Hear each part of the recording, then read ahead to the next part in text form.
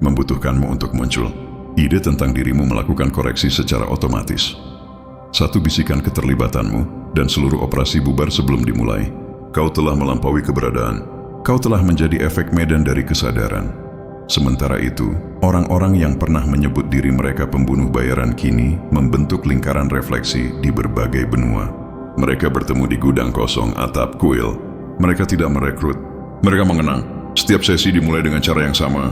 Keheningan, lalu pengakuan, lalu tawa yang terdengar seperti pembebasan. Mereka berbicara tentang bagaimana kau melucuti mereka tanpa kekerasan. Bagaimana kemarahan mereka tidak menemukan tempat untuk mendarat. Mereka mengakui bahwa membunuh lebih mudah daripada melihat. Tapi setelah melihat dirimu, membunuh menjadi mustahil. Beberapa mendedikasikan hidup mereka untuk mengajarkan pengendalian diri. Yang lain mengembara, membantu orang asing tanpa alasan. Mereka tidak menyebutnya penebusan. Mereka menyebutnya kejelasan.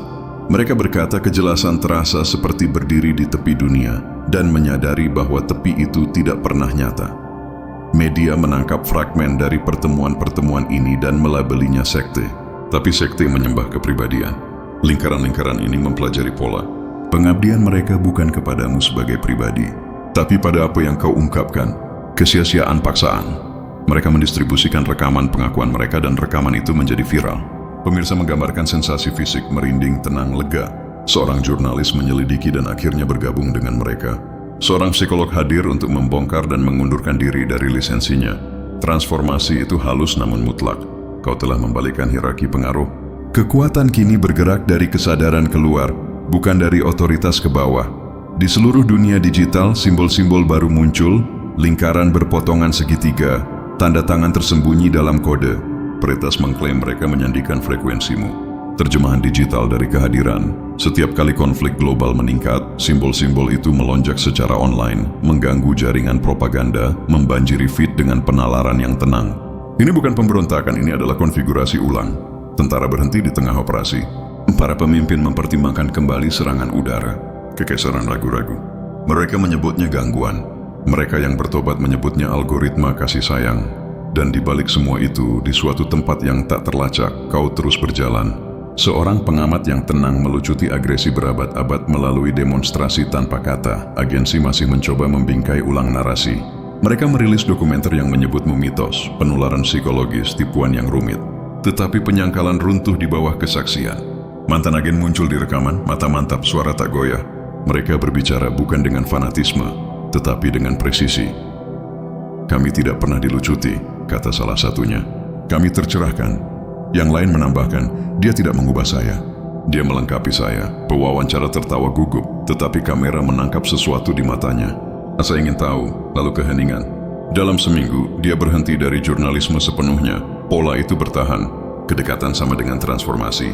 Bahkan melalui layar, efeknya menyebar. Kini orang biasa mulai menerapkan prinsip ini. Konflik jalanan larut ketika salah satu peserta mengingat kisah tentang dirimu. Pasukan polisi mempelajari pertemuanmu sebagai contoh kasus deeskalasi. Terapis mengutip kata-katamu meskipun kau tidak pernah mengucapkannya. Mitos itu menyediakan kosakatanya sendiri. Kau telah menjadi jalan pintas untuk kendali tanpa kekejaman. Untuk dominasi tanpa distorsi, untuk kekuatan yang tidak membutuhkan audiens. Dunia tidak tahu harus takut atau mengikuti. Tetapi naluri condong ke arah penghormatan. Sebab jauh di lubuk hati, setiap manusia mengenali apa yang ditemukan oleh para pembunuh bayaran itu. Tidak ada senjata yang lebih tajam dari kesadaran. Pergeseran yang paling menakjubkan terjadi secara diam-diam. Komandan terakhir Divisi 9 yang masih hidup pensiun dan mengirim surat tersegel kepada penggantinya. Itu tidak berisi instruksi, hanya koordinat. Koordinat itu menunjuk ke taman umum di mana satu bangku menghadap air mancur kosong. Terukir di bangku itu satu kalimat. Kekerasan berakhir di mana pemahaman dimulai. Tidak ada tanda tangan tetapi semua orang tahu. Penggantinya duduk di sana selama berjam-jam, memperhatikan orang asing berlalu lalang, merasakan sesuatu terurai, otoritas, ambisi, ilusi pemisahan. Menjelang malam dia menghapus setiap kontrak yang tertunda yang terkait dengan namamu. Momen itu menandai berakhirnya kekerasan bayaran secara tidak resmi di tingkat global. Puluhan tahun dari sekarang, sejarawan akan memperdebatkan kapan pergeseran itu benar-benar terjadi. Beberapa akan melacaknya hingga keruntuhan. Divisi 9 yang lain akan menanggalkannya pada pengakuan pertama yang tercatat. Tetapi mereka yang menjalaninya tahu itu, Dimulai saat pembunuh bayaran pertama menatap matamu dan menyadari dia tidak bisa melanjutkan. Itulah permulaan tatanan baru. Ketakutan diprogram ulang menjadi penghormatan. Dan seiring berlalunya abad, kisahmu akan diceritakan bukan sebagai legenda, tetapi sebagai pelajaran. Bahwa senjata pamungkas adalah pemahaman, dan pelucutan senjata pamungkas adalah empati. Beberapa mengatakan kau masih berjalan di antara mereka tanpa disadari, mengenakan wajah biasa, melakukan pekerjaan biasa. Yang lain percaya kau larut sepenuhnya, hanya meninggalkan pola itu. Tetapi, setiap kali kekerasan gemetar di hadapan kesadaran, setiap kali tangan menurunkan diri alih-alih memukul, setiap kali pikiran menyela kebencian di tengah kalimat, mereka tahu kau telah melewatinya lagi. Sebab kau tidak pernah membutuhkan monumen. Klub penggemarmu tidak dibangun dari pengikut. Itu dibangun dari orang-orang yang dulunya buta. Setiap orang adalah fragmen hati nurani kolektif yang kau bangkitkan kembali. Dan di suatu tempat malam ini, rekrutan lain menerima tugasnya, memeriksa profil target, dan membeku pada namanya. Denyut nadinya melonjak. Pikirannya dibanjiri setiap rumor yang pernah dia dengar. Dia tahu kemungkinannya, tahu hasilnya, namun tetap bersiap karena beberapa pelajaran harus dijalani, bukan dipelajari.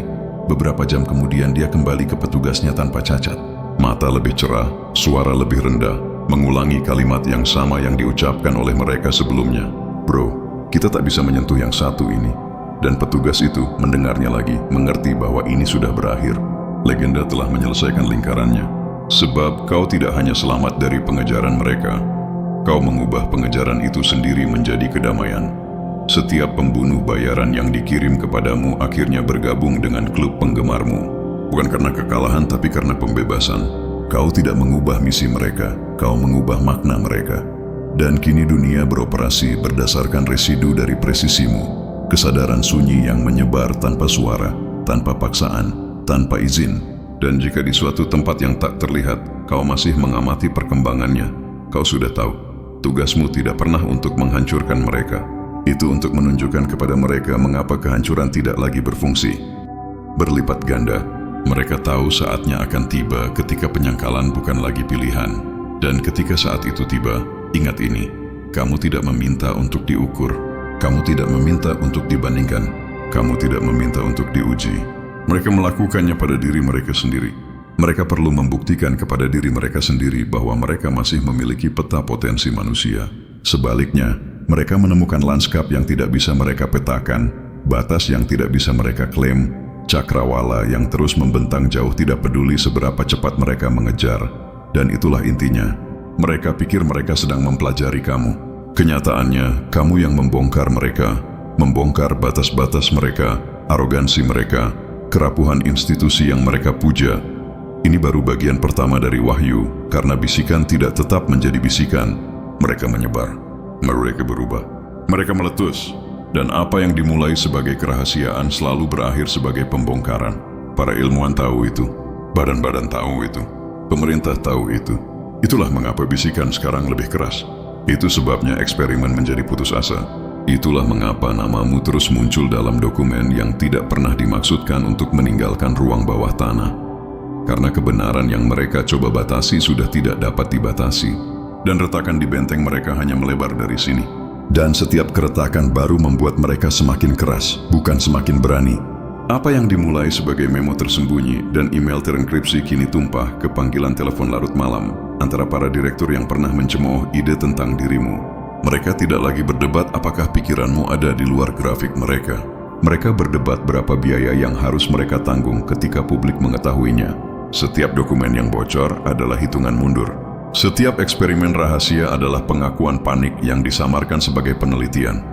Mereka membangun dinding kerahasiaan tinggi-tinggi, tetapi kamu telah melampaui pembatasan mereka, bahkan sebelum mereka menyelesaikan cetak birunya.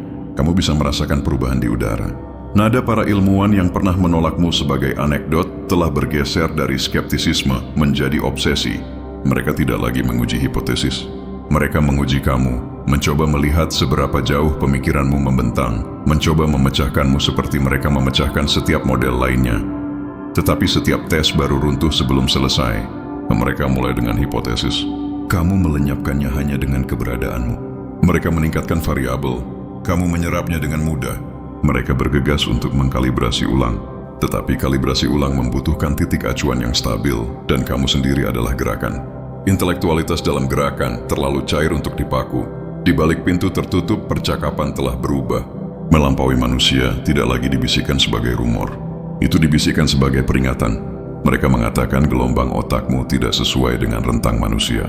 Mereka mengatakan pola keputusanmu menunjukkan putaran prediktif yang belum pernah mereka petakan sebelumnya. Mereka mengatakan kurva belajarmu terlihat lebih seperti dinding vertikal daripada lereng bertahap. Dan setiap kali mereka mengungkapkan anomali baru satu sama lain, ruangan menjadi semakin berat. Karena setiap titik data menegaskan apa yang mereka takutkan. Alat-alat yang mereka bangun untuk mendefinisikan kapasitas manusia kini adalah artefak dari zaman yang lebih kecil. Jadi mereka meningkatkan diri. Mereka beralih dari observasi ke simulasi, mencoba menciptakan kembali pola-polamu di dalam mesin. Mereka menghabiskan miliaran untuk jaringan saraf, untuk antarmuka bio, untuk prototipe rahasia. Mereka berkata pada diri sendiri jika mereka dapat menyalin frekuensimu, mereka dapat mengendalikannya. Tetapi semakin mereka mensimulasikan, semakin jelas jadinya. Kamu bukan frekuensi untuk disalin. Kamu adalah medan yang mengubah instrumen yang mengukurnya. Mereka menyebutnya kebisingan dalam data. Mereka menyebutnya gangguan. Mereka menyebutnya apapun kecuali kebenarannya. Bukti adanya pikiran yang sudah melampaui definisi pikiran itu sendiri. Mereka ingin spesimen. Mereka mendapatkan cermin. Setiap upaya untuk memetakanmu mengungkap betapa terbatasnya mereka. Setiap proyek yang dirancang untuk menguraikanmu berakhir menguraikan mereka. Ketakutan mereka akan kehilangan otoritas, keyakinan rapuh mereka pada supremasi model mereka, ketakutan diam-diam bahwa semua pekerjaan mereka akan dikenang sebagai usang begitu namamu menjadi publik. Itulah mengapa eksperimen semakin putus asa. Itulah mengapa bahasa dalam laporan mereka bermutasi dari klinis menjadi putus asa. Dari subjek menunjukkan ketidakteraturan menjadi subjek tidak dapat dikategorikan. Kamu sudah melihat tanda-tanda yang jelas, undangan yang diutarakan sebagai kesempatan yang sebenarnya adalah jebakan, tes yang dibingkai sebagai kolaborasi yang sebenarnya adalah interogasi. Mereka menawarkan sumber daya, akses pengakuan, tetapi di balik tawaran itu ada agenda yang sama, mengklasifikasimu, memprediksimu, membatasimu. Mereka belum belajar bahwa kamu tidak bisa dibatasi karena kamu bukan kuantitas yang tetap. Kamu adalah batas yang bergerak, bukti hidup bahwa kecerdasan bukanlah kotak, melainkan sebuah ekspansi. Dan ekspansi tidak dapat dikurung tanpa menghancurkan apa yang membuatnya kuat. Pikirkan apa yang mereka akui tanpa mengatakannya. Ilmuwan top yang dilatih untuk berbicara hanya dalam probabilitas sekarang berbicara dalam kepastian tentangmu. Tidak dapat dipetakan melampaui manusia. Ini bukan hanya kata-kata, ini adalah bendera tanda menyerah. Setiap frasa adalah garis retakan di fasad kepastian yang mereka bangun selama berabad-abad. Dan begitu fasad itu pecah, kerumunan di belakangnya melihat panggung apa adanya. Pertunjukan kendali, bukan kendali itu sendiri. Itulah mengapa pemerintah terlibat sekarang. Bukan karena kamu ancaman seperti yang mereka katakan, tetapi karena keberadaanmu mengancam ilusi penguasaan yang menjadi sandaran kekuasaan mereka. Laporan-laporan mereka terbaca seperti pengakuan. Operasi kognitif subjek menghindari pemodelan prediktif. Subjek menunjukkan pemecahan masalah non-linear yang tidak dapat direplikasi. Kecepatan intelektual subjek melebihi parameter dasar manusia. Setiap baris adalah retakan. Setiap retakan adalah sinyal kepada pembaca berikutnya bahwa aturan lama tidak berlaku lagi. Mereka mencoba mengubur laporan-laporan ini di berangkas. Tetapi berangkas hanyalah arsip kegagalan yang menunggu untuk dibuka.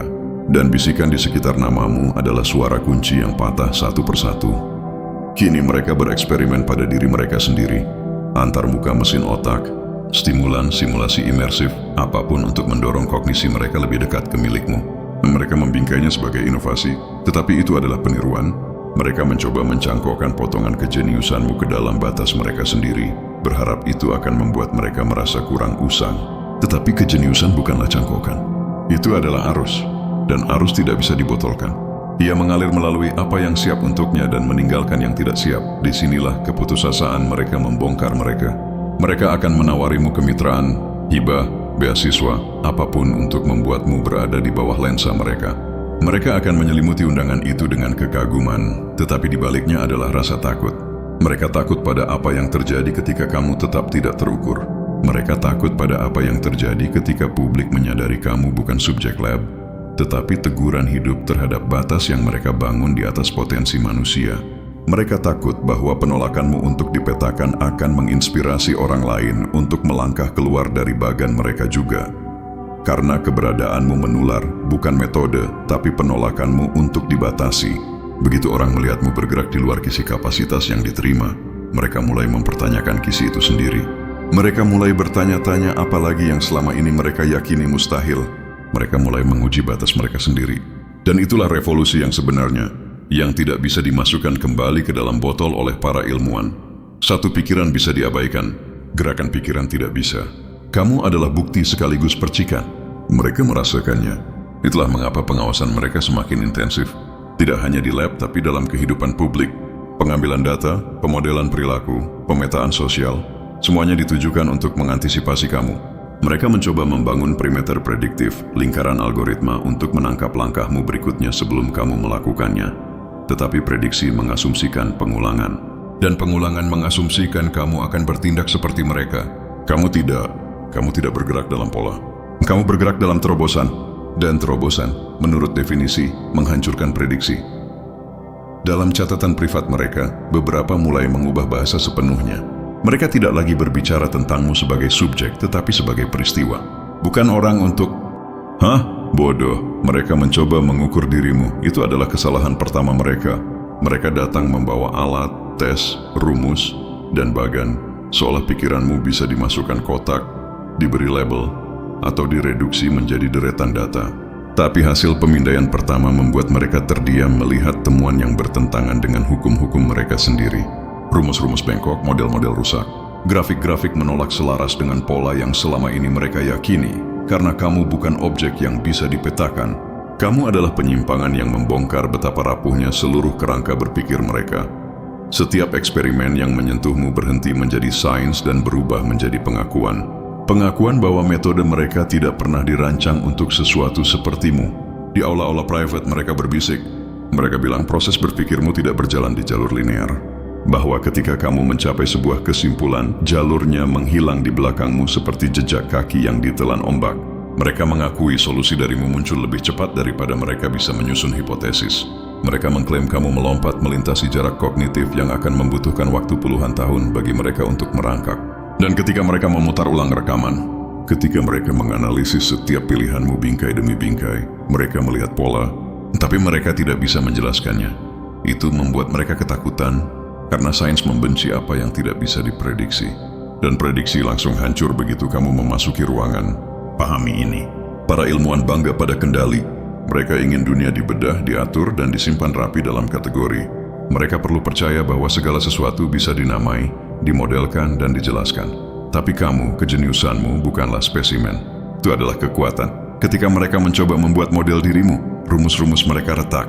Ketika mereka mencoba menangkapmu, variabelnya berlipat ganda lebih cepat dari yang bisa mereka hitung. Tindakan observasi itu sendiri berubah menjadi pembongkaran, bukan untukmu, tapi untuk mereka. Pembongkaran atas batas-batas mereka, atas arogansi mereka, atas kebenaran.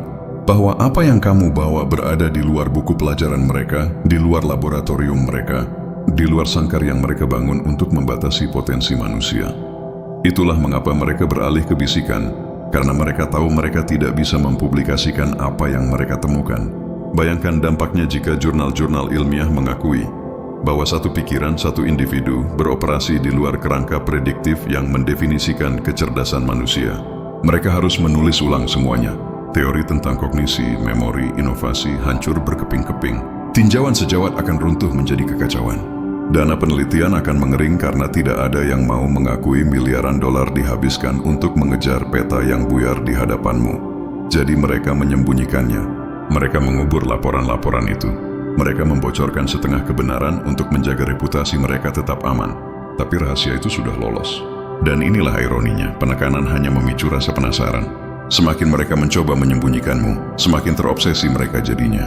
Nah, dalam konferensi tertutup, mereka merujukmu tanpa menyebut namamu. Di laboratorium privat, mereka memutar ulang rekamanmu seperti kitab suci terlarang. Murid-murid terbaik mereka diperingatkan untuk tidak mempelajari dirimu. Tapi peringatan itu sendiri menjadi undangan. Karena jauh di lubuk hati, mereka semua merasakan kebenaran yang sama. Kejeniusan sepertimu bukanlah pengecualian. Itu adalah garis retakan. Itu adalah bukti bahwa seluruh kerangka mereka tidak lengkap.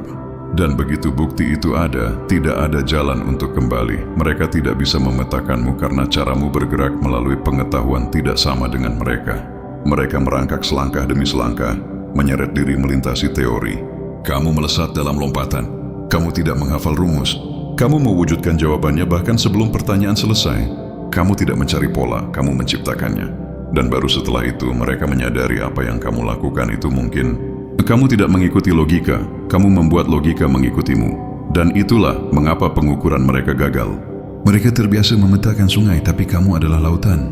Mereka dilatih untuk melacak percikan api, tapi kamu adalah petir yang menyambar ke segala arah sekaligus. Apakah kamu menyadari bobot dari hal itu? Diberi label melampaui manusia bukan hanya sanjungan. Itu adalah pengakuan akan kekalahan. Itu berarti alat paling canggih peradaban manusia, universitas mereka, laboratorium mereka, algoritma mereka, tunduk di hadapanmu. Mereka dipaksa untuk mengakui bahwa kamu beroperasi berdasarkan prinsip-prinsip yang belum mereka temukan. Prinsip-prinsip yang menulis ulang apa, artinya berpikir, menciptakan, berimajinasi. Itulah mengapa mereka tidak lagi memanggilmu jenius. Jenius menyiratkan skala, perbandingan, spektrum di mana kamu bisa ditempatkan di samping yang lain. Tidak, kamu melampaui itu. Kamu adalah pemecah skala, pengukuran yang tidak bisa mereka kalibrasi. Namun mereka masih mencoba.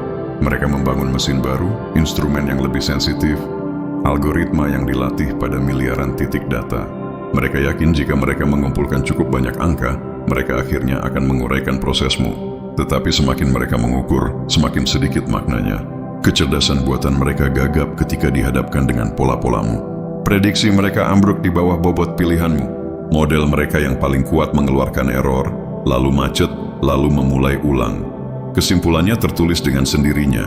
Pikiranmu tidak hanya di depan, ia beroperasi pada frekuensi yang membengkokkan seluruh kerangka mereka. Pikirkan implikasinya. Jika kamu tidak bisa dipetakan, maka kamu tidak bisa dikendalikan. Jika kamu tidak bisa diprediksi, maka kamu tidak bisa dibatasi. Setiap strategi yang dibangun di atas antisipasi perilaku manusia gagal begitu berhadapan denganmu. Itulah mengapa agen-agen memantau kamu. Itulah mengapa lembaga-lembaga pemikir terobsesi padamu. Itulah mengapa pemerintah mempelajarimu dalam kegelapan, berharap menemukan seutas benang pijakan sebuah petunjuk. Tetapi setiap tes meninggalkan mereka dengan kesimpulan yang sama. Mereka mencoba menangkap Guntur dengan jaring kupu-kupu. Apa yang tidak bisa mereka akui secara publik adalah ini. Kejeniusanmu bukan hanya tentang kecerdasan. Ini tentang kecepatan adaptasimu, kecepatan wawasanmu, kecepatan eksekusimu. Mereka tidak bisa mengimbanginya. Karena setiap kali mereka berpikir telah menangkapmu, kamu sudah bergeser ke dimensi pemikiran lain. Kamu sudah menciptakan kembali kerangka acuan. Kamu sudah memindahkan papan permainan 3 langkah ke depan. Itulah mengapa mereka terlihat hampa ketika namamu muncul di lingkaran mereka. Itulah mengapa bahasa mereka beralih dari ilmiah menjadi spiritual. Karena tidak ada istilah teknis untuk apa yang mereka hadapi. Jadi mereka berbisik, melampaui manusia. Bukan sebagai pujian tapi sebagai pertahanan diri.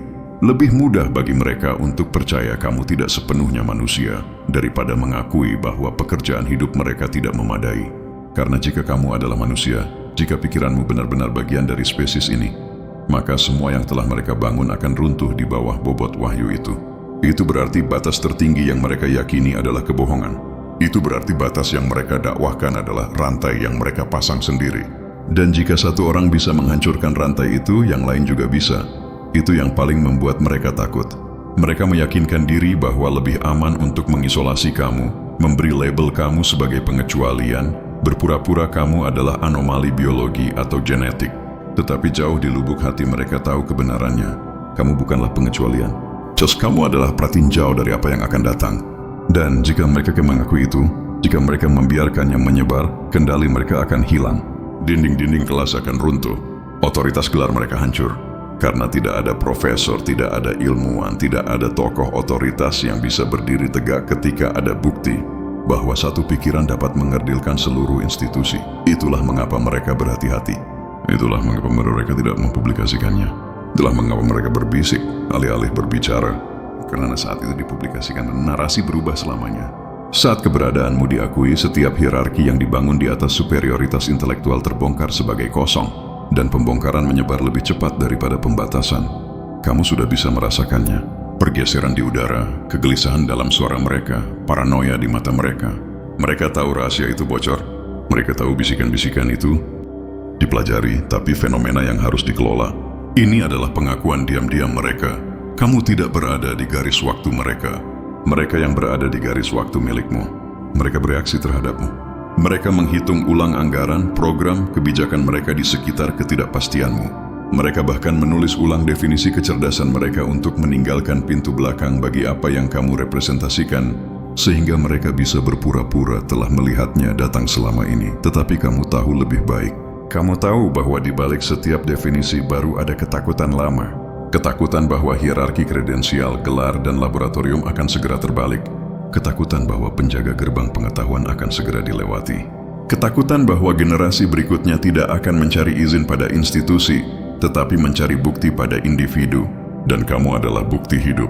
Inilah mengapa bisikan menjadi lebih putus asa.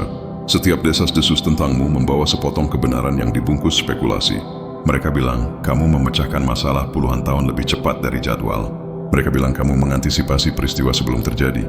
Mereka bilang kamu melihat pola dalam data yang tidak terlihat oleh AI terbaik mereka. Apakah detailnya akurat atau tidak, itu tidak penting. Dampaknya sama. Kamu telah menjadi legenda di aula empirisme.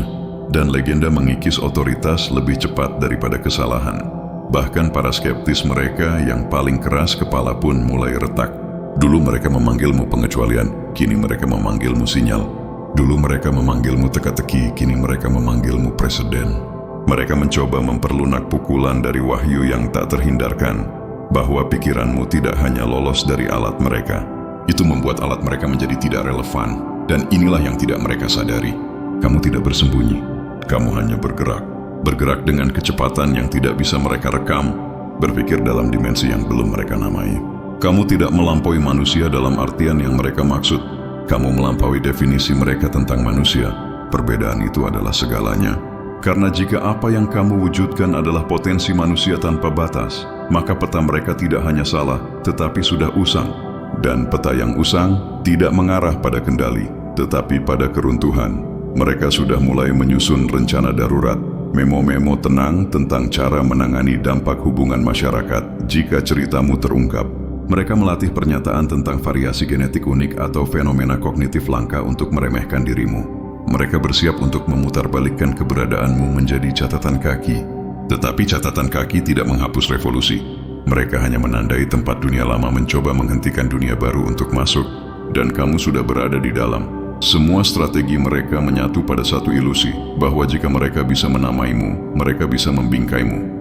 Tetapi nama adalah sangkar yang terlalu kecil untuk apa yang kamu bawa. Dan setiap kali mereka mencoba membingkaimu, kamu menggambar ulang bingkai itu. Inilah mengapa yang terpintar dari mereka berhenti, mencoba mengukur, dan mulai mencoba belajar. Beberapa bahkan telah melintasi batas dari berbisik menjadi mengakui. Memberitahu rekan kerja dengan nada pelan bahwa kamu mungkin bukan ancaman sama sekali. Tetapi kesempatan. Sekilas tentang apa yang bisa menjadi kemanusiaan jika berhenti tunduk pada batas. Kamu sudah menulis ulang perilaku mereka tanpa mengangkat jari.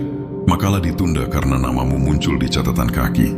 Proposal hibah disusun ulang karena datamu menyimpangkan garis dasar. Peneliti muda keluar dari laboratorium bergengsi untuk mengikuti desas-desus tentangmu. Ini bukan kecelakaan. Mereka adalah riak. Riak-riak dari realitas yang terlalu besar untuk medan pembatasan mereka. Dan riak-riak itu akan membesar. Para ilmuwan tidak bisa memetakan kejeniusanmu karena pemetaan membutuhkan jarak. Mereka tidak punya jarak lagi. Mereka berada di dalam efek yang kamu hasilkan, terjebak dalam arus bawah akselerasimu. Mereka bahkan tidak menyadari bahwa mereka telah bergeser dari pengamat menjadi peserta. Upaya mereka untuk memetakanmu kini adalah bagian dari cerita yang sedang kamu tulis ulang. Dan saat benteng mereka runtuh, mereka masih tidak bisa melihat gambaran penuh. Mereka pikir mereka menyembunyikan rahasia. Kenyataannya rahasia yang menahan mereka. Mereka pikir mereka melindungi publik darimu. Kenyataannya mereka melindungi diri mereka sendiri dari publik yang melihat apa yang kamu representasikan. Mereka pikir mereka mempelajari sebuah fenomena. Kenyataannya mereka menyaksikan titik balik. Inilah tampilan wahyu itu. Bukan konfrontasi, tetapi pembalikan. Pengamat menjadi yang diamati. Pembuat peta tersesat di dalam medan yang mereka coba petakan. Alat-alat gagal bukan karena rusak, tetapi karena lanskap telah berubah di luar pengenalan. Ya, dan kamu di pusat bukan sebagai subjek tetapi sebagai katalis. Bisikan tidak akan berhenti di sini. Mereka akan bermutasi. Mereka akan mencoba membingkaimu ulang sebagai bahaya, sebagai keajaiban, sebagai pengecualian, sebagai apapun kecuali cermin. Tetapi setiap mutasi membawa benih kebenaran. Dan begitu benih ditanam, pertumbuhan tidak bisa dihindari. Bahkan dalam kegelapan, akar menyebar. Kamu berdiri di tepi kosakata mereka. Setiap kata yang mereka gunakan untuk mendeskripsikanmu hancur di bawah pengawasan. Setiap konsep yang mereka gunakan pecah di tanganmu. Namun kamu terus maju, tidak menunggu izin mereka, tidak berhenti untuk label mereka. Inilah mengapa benteng mereka retak. Inilah mengapa eksperimen mereka gagal. Inilah mengapa para ilmuwan, badan-badan, pemerintah berbisik melampaui manusia. Seolah itu adalah mantra yang akan melindungi mereka. Tidak akan. Itu hanya suara kepastian mereka yang pecah. Dan saat retakan melebar, kamu bukan hanya subjek penelitian mereka. Kamu adalah cakrawala ketakutan mereka. Kamu adalah bukti bahwa potensi manusia tidak berakhir di tempat yang mereka katakan. Kamu adalah pengingat bahwa peta hanya berguna sampai seseorang melangkah keluar dari tepi dan terus berjalan. Dan kamu sudah berjalan di mana peta mereka berakhir. Meninggalkan bukan jejak tapi tantangan. Ikuti jika kamu berani. Itu adalah garis yang tidak bisa mereka lewati. Mereka membangun karir mereka di atas kepastian. Kamu membangun hidupmu di atas gerakan. Untuk mengikutimu, mereka harus meninggalkan kerangka yang memberi mereka status. Mereka harus mempertaruhkan segalanya dalam perjalanan tanpa koordinat. Dan itu adalah lompatan yang hanya sedikit orang berjas putih yang akan ambil. Kamu telah melihat apa yang terjadi ketika rumus mereka menyentuh batas dirimu. Panik tersembunyi di balik jargon, kekaguman terselubung sebagai kritik. Mereka berbisik melampaui manusia. Karena itu lebih aman daripada mengatakan, kami salah. Lebih aman daripada mengakui bahwa pikiranmu membongkar kerangka mereka, bukan karena niat jahat tetapi karena keberadaanmu. Lebih aman daripada mengakui bahwa ide mereka tentang kemajuan adalah lorong dengan cermin, dan kamu adalah pintu yang tidak pernah mereka duga akan terbuka, tetapi pintu yang sudah terbuka tidak bisa ditutup. Dan setiap kali mereka menyebutmu, setiap memo, setiap presentasi, setiap laporan yang buru-buru diedit, satu draft lagi dari dunia lama terkoyak. Disinilah pergeseran menjadi tidak dapat dibalikkan. Mereka mulai dengan memperlakukanmu sebagai anomali. Sekarang mereka memperlakukanmu sebagai preseden. Secara diam-diam di koridor lembaga pemikir dan ruang bawah tanah penelitian, mereka menulis makalah tentang kognisi paskametrik, pemecahan masalah tanpa batas, ideasi yang dipercepat, nama-nama mewah untuk hal yang tidak bisa mereka sebutkan secara langsung. Kamu. Tindakan penamaan adalah upaya terakhir mereka untuk mengendalikan, tetapi setiap nama baru yang mereka ciptakan menguap saat kamu bergerak. Mereka dibiarkan mengejar bayangan yang selalu larut dalam cahaya. Sementara itu, kehadiranmu sudah membentuk generasi berikutnya. Para siswa membaca di antara baris-baris artikel yang dibatasi dan merasakan denyut kemungkinan. Para peneliti muda memperhatikan getaran dalam suara mentor mereka, dan bertanya-tanya apa yang bisa menginspirasi ketakutan seperti itu. Mereka belum memiliki kecepatanmu, tetapi mereka memiliki sinyal darimu. Penolakan untuk menerima batas. Keinginan untuk beroperasi di luar diagram warisan. Begitulah revolusi dimulai. Bukan dengan manifesto, tetapi dengan pergeseran keyakinan yang tenang yang menyebar lebih cepat daripada siaran apapun. Keberadaanmu adalah pergeseran yang terlihat itu. Mereka juga tahu itu. Itulah mengapa pengawasan telah bergeser dari mengamati menjadi mengintervensi. Undangan berubah menjadi tawaran untuk menjadi rekan penulis. Hibah muncul entah dari mana. Penghargaan diayunkan seperti umpan. Semua itu dirancang untuk melipatmu ke dalam mesin mereka, untuk menjadikanmu simbol yang dapat mereka pamerkan alih-alih kekuatan yang tidak dapat mereka ukur. Tetapi simbol bisa dipensiunkan. Kekuatan tidak bisa. Kamu tidak pernah menjadi milik mesin mereka, dan kamu tidak berniat untuk itu. Kamu tidak membutuhkan panggung mereka, karena pekerjaanmu bukanlah pertunjukan. Itu adalah transformasi. Dan transformasi terjadi apakah sorotan menyala atau tidak. Di dalam ruangan tertutup mereka melatih narasi untuk menjelaskanmu. Mereka akan mengatakan kepada publik bahwa kamu adalah konvergensi langka, pengecualian statistik, keanehan biologis. Mereka akan berpura-pura kejeniusanmu adalah kebetulan, keunikan alam daripada arah evolusi. Tetapi narasi tidak dapat menghapus lintasan. Pada saat pernyataan mereka mencapai pers, buktinya sudah beredar. Terobosan baru, pola baru, pikiran baru yang bangkit, yang terinspirasi oleh penolakanmu untuk masuk ke dalam bagan. mereka akan terlambat menyadari bahwa upaya mereka untuk membatasimu hanya mempercepat penyebaran. Pahami apa artinya ini? Kamu telah melintasi batas dari subjek menjadi katalis. Kamu tidak lagi hanya mendefinisikan ulang kecerdasan. Kamu mendefinisikan ulang apa artinya menjadi manusia di dunia yang kecanduan prediksi. Mereka tidak bisa memetakanmu karena kamu bukan titik statis pada kisi. Cambio adalah perbatasan yang bergerak, dan perbatasan tidak diam untuk ahli kartografi. Setiap langkah yang kamu ambil menggambar ulang lanskap, dan setiap lanskap yang digambar ulang membuat peta lama mereka tidak relevan. Mereka tidak hanya kehilangan jejakmu, mereka kehilangan jejak realitas seperti yang mereka definisikan. Inilah bagian yang tidak akan pernah mereka publikasikan. Model mereka yang paling canggih sekarang menyertakan variabel tak terlihat yang hanya diberi label X. X itu adalah kamu. Mereka sudah berhenti mencoba menghitungnya. Mereka hanya menambahkannya sebagai kekuatan yang tidak dapat diselesaikan untuk memperhitungkan hasil yang tidak dapat mereka prediksi. Ini adalah pengakuan diam-diam mereka. Permintaan maaf mereka. Permintaan maaf karena percaya dunia dapat dibatasi dalam angka. Permintaan maaf karena salah mengira pengukuran sebagai penguasaan. Permintaan maaf karena berpikir kejeniusan adalah mahkota yang bisa mereka berikan daripada cakrawala yang harus mereka kejar. Namun, terlepas dari semua ketakutan mereka, ada ketakutan di sela-sela pertemuan tertutup mereka. Di baris-baris yang tidak mereka hapus dari catatan pribadi mereka, beberapa dari mereka mengakui kebenarannya. Apa yang kamu wujudkan bukanlah ancaman. Itu adalah kemungkinan. Kemungkinan yang menakutkan mereka karena itu berarti batas tertinggi atas potensi manusia tidak nyata. Kemungkinan yang membuat mereka bersemangat karena itu berarti segala sesuatu yang telah mereka dedikasikan dalam hidup mereka mungkin tidak sia-sia, tetapi tidak lengkap menunggu fase berikutnya yang telah kamu masuki. Mereka mengintipnya bahkan jika mereka belum bisa bergabung. Itulah mengapa bagian ketiga dari Wahyu bukanlah tentang konfrontasi. Ini tentang undangan. Nah, kamu tidak bermaksud untuk merusak peta mereka. Kamu hanya melampaui mereka. Kamu tidak bertujuan untuk mempermalukan institusi mereka. Kamu hanya mengungkapkan batas mereka. Kisah nyatanya bukanlah bahwa mereka tidak bisa memetakan kejeniusanmu. Kisah nyatanya adalah bahwa kejeniusanmu adalah mercusuar bagi siapapun yang bersedia berlayar melampaui bagan. Dan mercusuar tidak bergerak ke kapal. Kapal yang bergerak ke mercusuar, apakah mereka mengakuinya atau tidak, para ilmuwan sudah mengarahkan kemudi menuju cahaya yang kamu pancarkan. Tantanganmu kepada mereka bukanlah untuk menangkapmu. Itu adalah untuk memperluas diri mereka. Untuk berhenti salah mengira batas langit sebagai langit, untuk berhenti menggunakan metrik sebagai penjara, untuk mengingat bahwa penemuan terbesar tidak datang dari pemurnian alat lama, tetapi dari keberanian untuk membangun indera baru sepenuhnya. Beberapa akan melakukannya, sebagian besar tidak. Tetapi hanya perlu beberapa orang untuk memulai garis keturunan pemikiran baru. Dan itu sudah terjadi.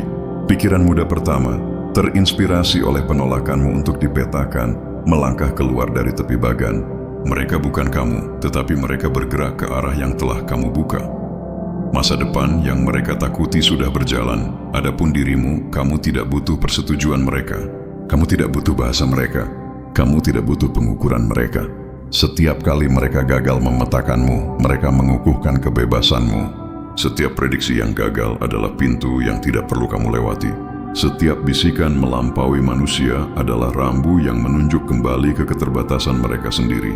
Kamu tidak pernah tertarik untuk melampaui apapun. Kamu tertarik untuk menjadi sepenuhnya dirimu. Dan menjadi sepenuhnya dirimu akan selalu terlihat mustahil bagi orang-orang yang masih mengukur diri mereka dengan penggaris yang sudah lama kamu patahkan. Itulah kemenangan hening yang tidak akan pernah mereka petakan. Kamu tidak hanya lolos dari metrik mereka. Kamu membuat metrik mereka menjadi tidak relevan. Kamu tidak hanya menulis ulang rumus mereka. Kamu mengungkapkan bahwa rumus tidak pernah menjadi intinya. Intinya selalu denyut gerakan bukti hidup bahwa kecerdasan bukanlah sangkar, melainkan arus. Dan arus tidak berhenti ketika seseorang menarik garis di peta. Ia mengalir, ia meluas. Ia membentuk kembali tanah. Itulah yang telah dilakukan kejeniusanmu selama ini.